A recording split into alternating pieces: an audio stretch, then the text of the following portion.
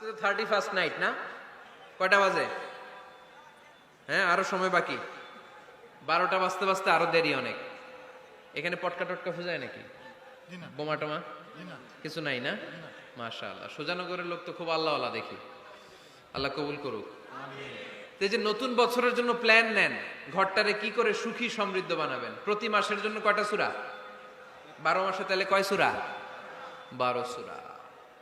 প্রতি সপ্তাহে আপডেট নিবেন, খোঁজ খবর নিবেন, কয় আয়াত হইলো তোমার। স্ত্রীর খোঁজ খবর নিবেন, সন্তানের খোঁজ খবর নিবেন, কয় আয়াত হলো। মাস শেষে সবাই সবার কাছ থেকে শুনবেন, ঘরের বরকত বাড়ায় দিবে কে?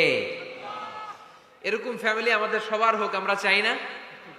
হ্যাঁ, স্ত্রী তার স্বামীকে কোরআন তেলাওয়াত করে শোনায়, স্বামী তার স্ত্রীকে কোরআন তেলাওয়াত করে শোনায়, বাবা তার সন্তানকে কোরআন তেলাওয়াত করে শোনায়, সন্তান তার বাবাকে কোরআন তেলাওয়াত করে শোনায়।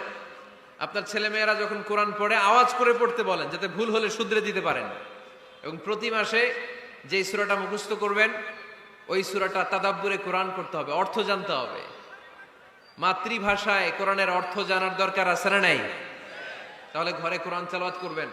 আল্লাহ রাসূল সাল্লাল্লাহু আলাইহি ওয়াসাল্লাম আম্মা জান আয়েশা রাদিয়াল্লাহু তাআলা আনহার কোলের মধ্যে মাথা রেখে কোরআন তেলাওয়াত করতেন।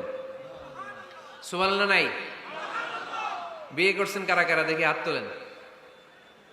বিবাহিতদেরকে সুজানগরে কি বলেন আপনার আঞ্চলিক ভাষায়? বিবাহিত? বিয়াতি। আর অবিবাহিত? আবিয়াতি। বিয়াতিরা হাত তোলেন, বিয়াতিরা। আবিয়াতি বেশি আজকে, বিয়াতি কম। হাত নামান। স্ত্রীর কোলে মাথা রেখে কোরআন তেলাওয়াত করবেন, পারবেন না? কষ্ট হবে? স্ত্রীর কোলে মাথা রেখে কোরআন তেলাওয়াত করবেন, এটা সুন্নাহ। আল্লাহ রাসূল সাল্লাল্লাহু আলাইহি সাল্লাম আম্মা জান আয়েশা রাদিয়াল্লাহু তাআলা আনহার কোলে মাথা রেখে কোরআন তেলাওয়াত করতেন।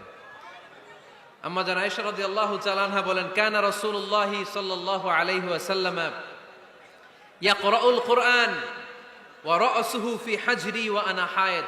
আমার মাসিক চলা অবস্থায়, মেনস্ট্রুয়েশনাল পিরিয়ড চলা অবস্থায় আমার কোলে মাথা রেখে বিশ্বনবী কোরআন তেলাওয়াত করেছেন, আর আমি শুনেছি। চিল্লায় পড়েন সুবহানাল্লাহ।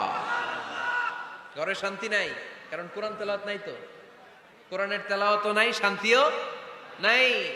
আল্লাহর হাবিব সাল্লাল্লাহু আলাইহি ওয়াসাল্লাম বলেছেন, সহিহ মুসলিমের হাদিস, লা তাজআলু বুয়ুতাকুম মাকাবিরা, তোমরা তোমাদের ঘরটারে গোরস্থান বানিয়ে রেখো না।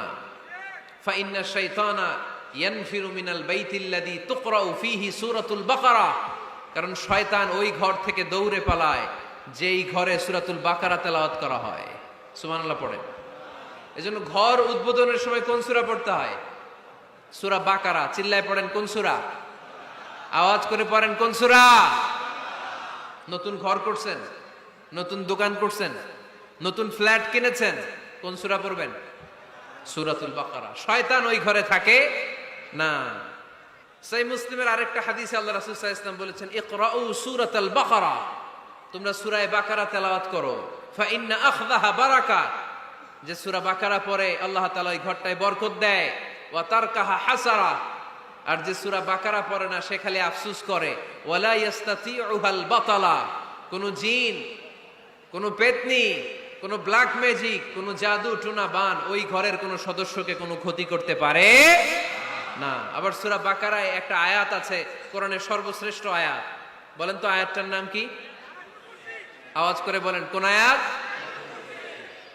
আল্লাহর হাবিব সাল্লাল্লাহু আলাইহি ওয়াসাল্লাম বললেন, মান কারা আয়াতাল কুরসি দুবুরা কুল্লি সালাতিন মাকতুবা, প্রত্যেক ফরজ সালাতের পরে যে ব্যক্তি আয়াতুল কুরসি পড়বে তার জান্নাতে যাওয়ার ব্যাপারে আর কোনো বাধা থাকবে না। একটা মাত্র বাধা ছাড়া, সেটা হচ্ছে মরণ। লোকটা মরে না তাই জান্নাতে যায় না, মরলেই জান্নাতি। আওয়াজ করে পড়েন আল্লাহু আকবার। তাহলে সংসারে শান্তি আনার 5 নাম্বার পদ্ধতি হচ্ছে ঘরে কোরআন তেলাওয়াত করতে হবে। আপনারা উঠতেছেন কেন? অনেক রাত হয়ে গেছে না? শেষ করে দেই। মুনাজাত তুলিয়া হাত তোলেন, আল্লাহুম্মা আমিন। হাত তোলেন, হাত তোলেন। অনেকে পোশাক করবে তো ঠান্ডার দিন। কি কি দোয়া করবেন না? আরো কয়েক মিনিট শুনবেন? তো মাঝখান দিয়ে যে দু চারজন উঠা বসা করতেছেন কেন? পেশাব ধরছে এটা? আচ্ছা, ঠিক আছে, জি হয়। এরা হয়তো আসরের সময় আসছিল, মাগরিবের সময় আসরের সময় আসছে? মাগরিবের ও রে আল্লাহ রে, মাগরিবের সময় আসছে। মাগরিবের সময় আসছেন কে কে দেখি? ওই ব- এখন বাজে 10টা 40, এতক্ষণ ধরে বসা? হাত নামান। আসরের সময় আসছেন কারা কারা দেখি? আসর থেকে বসা, হাত নামান। জোহরের সময় আসছেন কারা দেখি? জোহরের সময় চলে আসছো তোমরা। আল্লাহ তুমি কবুল করো, আমিন। আজকের মাহফিলটারে নাজাতের ওসিলা বানাও।